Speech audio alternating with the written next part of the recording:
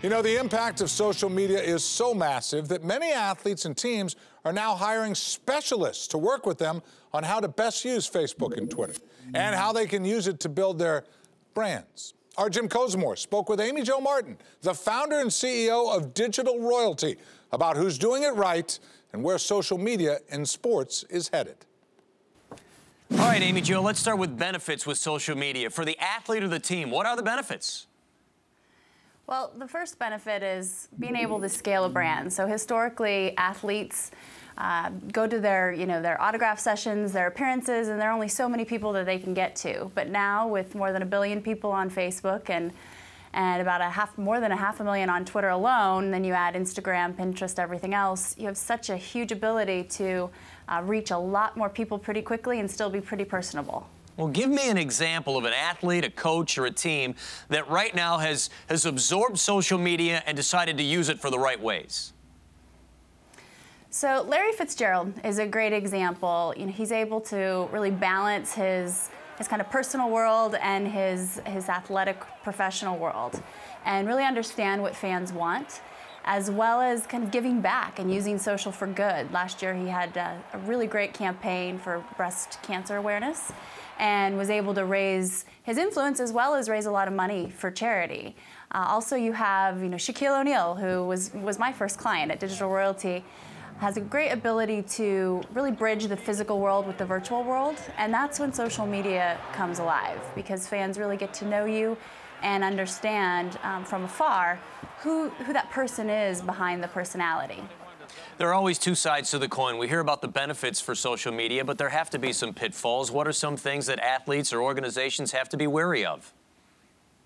Sure. You know, it's just for years we've always given athletes and coaches, personalities, media training, traditional media training, yet social media training really hasn't been adopted to the extent it should.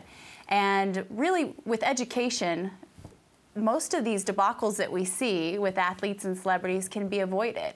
About 90% of the ones that I've witnessed over the last 5 years could have been avoided with education, which is why I created Digital Royalty University, and we've trained many athletes, many different organizations on the proper uses of social media, because it is a powerful tool, and even tactical mistakes like sending a public tweet versus a direct message that an athlete thinks is private can be a big mistake, as small as it may seem at the time.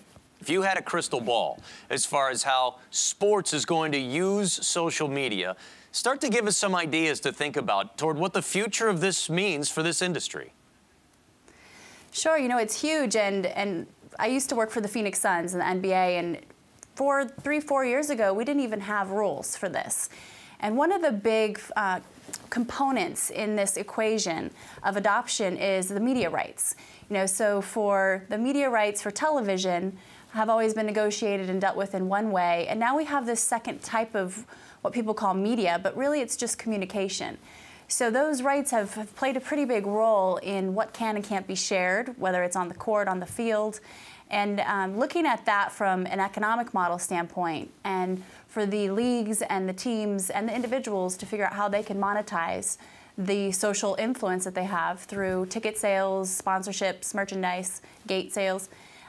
Really, that's going to be the next step that will continue to evolve. The other big thing is in-game broadcast and really bridging the social world with the traditional mediums like television and radio, and doing it in a way that's more than just throwing a hashtag up in the corner of the screen, making it more engaging for viewers, for fans, to where they feel like they're a part of it, they have a say in the programming to a certain extent.